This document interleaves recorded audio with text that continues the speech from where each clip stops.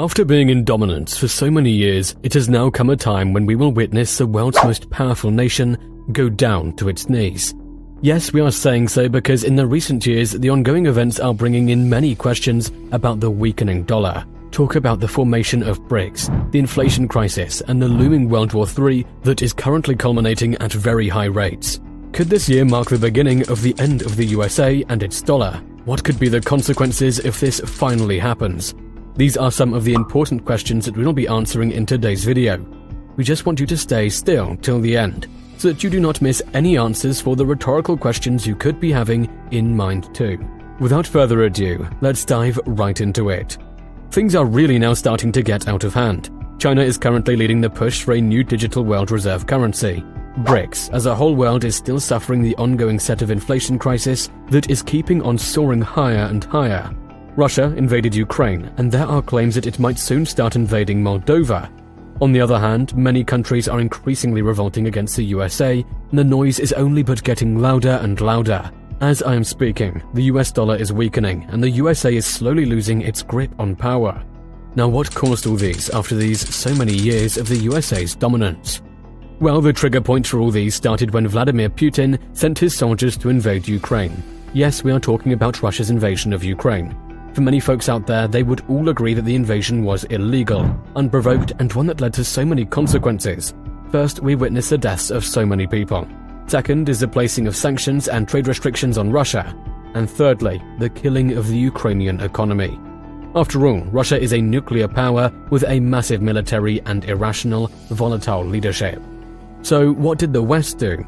They didn't engage in physical warfare, but engaged their actions to economic warfare. See, in the global financial system, the United States has a degree of jurisdiction. They probably have most of their people and businesses in almost every country in this world. That's to say, given the centrality of the dollar in the global finance, the USA has near total jurisdiction over global finance. So if it really wants to cut off any financial flows anywhere, then it certainly can. And it is for this reason why a US sanction is essentially a global sanction. Western nations protested more for the US to implement sanctions onto Russia. But have you seen the scale of all these? The US was able to easily and almost immediately immobilize, freeze, or seize some $330 billion in Russian money in the US and abroad, and played a part in freezing half of Russian central bank reserves. But this didn't stop there yet. The USA was also able to physically seize assets far outside the United States. A very good example, Fijian authorities seized a $300 million yacht belonging to one of Russia's billionaires, Suleiman Kerimov, on behalf of the United States. Why did this happen? It is because the Russian owner routed payments for the ship maintenances and operations through the American financial system. For starters, this is a debate for many people around the world. Many of us have really been left shocked after all this happening just in front of our eyes. The truth of the matter is that Russia is a country that is feared by almost all nations in the world. Why? It's because they are in great possession of nuclear warheads. But the US had to go through another way by fighting it through an economic approach. Even though it may have worked, the implications after that have become so dire to date. Suddenly, there was a rising enmity, and so many countries after that happening went about grouping themselves depending on friendships they had with one another. And that's where China got more active in the push it had since 2010 to internationalize the yuan as an alternative to the dollar, and Russia became more of a willing partner in this mission. These countries were able to reduce their reliance on the dollar for trade from 94% in 2015 to less than 23% by 2020. This situation has also been emulated elsewhere. Russia and Iran are progressively connecting their financial systems and now pay for 60% of their bilateral trade in ruble or rial. Argentina, facing a historic drought and therefore low exports and reduced inflow of dollars, started trading with China in yuan in order to safeguard its dwindling dollar reserves. Also, Brazil struck a similar agreement, and the Sao Paulo branch of the Industrial and Commercial Bank of China started to act as an overseas hub to settle yuan-denominated transactions with the country. Above all these, one that stood out to shake the whole world in this de-dollarization era was not one but a collection of all of them: BRICS. So what is BRICS? BRICS is an acronym for a collection of 5 key countries that came together as trade partners. We are of course talking of Britain, Russia, India, China, and South Africa. According to many sources, it is believed that these 5 nations will be the ones to dominate the global economy come 2050. but in recent years the group has metamorphosed into a loose intergovernmental organization similar to the G7. In fact, in many ways, considering their growing influence and lack of overlap with the G7 member nations, they're considered a rival to the more Western organization. Today, BRICS is seriously discussing the potential of creating a new international currency, specifically for the purpose of dollar-free trade. In fact, it's expected to be the central topic for the upcoming BRICS summit in August 2023. Even economists are agreeing with us that on paper, given the scale of their economies, their trade surplus, and the willingness of dozens of their countries to sign on to such an effort, a BRICS currency might pose the strongest challenge yet to the dollar's reign. Now this leaves us with the question, will this actually come to pass? One thing we know is that this certainly happened before. During that time, many European Union countries came together to create the euro, and many people believed that the new currency that came up from such a bonding would surpass the dollar. And did that finally succeed? You certainly know the answer. What's happening today is certainly beyond any logic, and there is actually some evidence that can be used to say that the de-dollarization trend is currently happening. The share of the central bank accounted for by US dollars has greatly declined since its peak, but this share has always ebbed and flowed, and today's ebb is not outside the normal range. So this takes us to this question: is today's downward trend truly the start of a long, downward slide into oblivion, or just another ghost story inducing data annually? And where would this money go to? There has never been a definitive global reserve currency in modern times, so barring the unlikely but theoretically possible fragmentation of the global economic system in a way that has never happened before, something would have to replace the US dollar. BRICS, despite its potential to outshine the dollar, is facing massive problems and obstacles that may prevent it from reaching the top. 1. Despite their increasing cooperation, BRICS nations are hardly strong allies. To start with, India and China are currently having deadly scandals over their disputed border, and Russia's aggressive status makes its relations with BRICS tricky.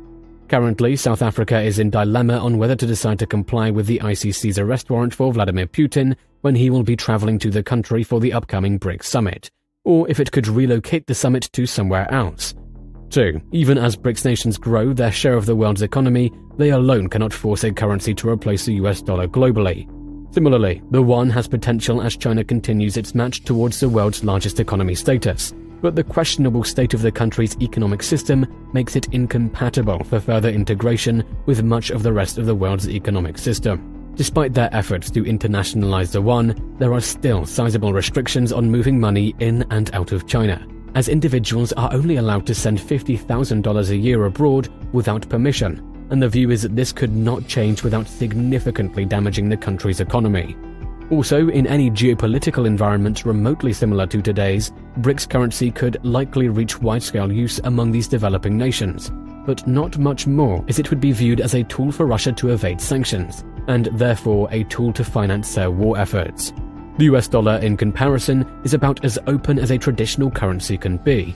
There are essentially no meaningful restrictions on dollars in and out of the country, and in fact, while it's surprisingly difficult to know for sure, somewhere between half and 3/4 of US dollars are held outside of the United States. It's exceedingly a usual thing for highly net-worth individuals and large multinational companies to have US-denominated bank accounts, no matter where they are in the world, and therefore the US dollar international transactions regularly occur without direct involvement by a US bank. No matter how much we may think the US dollar could win this war, there are actually two situations that could lead to its downfall.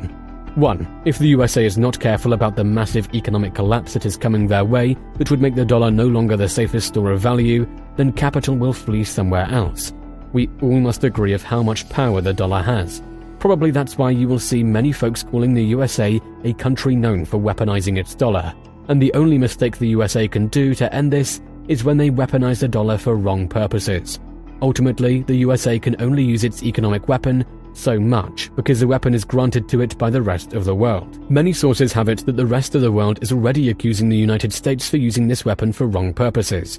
What's sure in today's world is that those calls are only getting louder, and that they are coming from a minority of nations, and the majority are increasingly agreeing that American actions today are a mere reflection of international consensus. This means there's always this threat. If the US acts improperly, then it will have to see many countries shift their reserves out of the dollar that keeps America more or less in line with international consensus.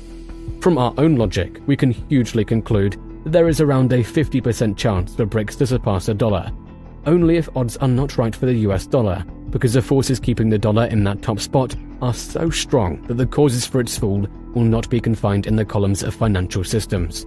If the fall finally happens, then we should all be ready to witness a massive turmoil in the world economy. Empires will fall, the world order will collapse, poverty scales will increase because of inflation crises, and that will mark the end of America as a superpower nation. What are your thoughts on the same? Do you think that the ongoing revolt against the dollar will succeed?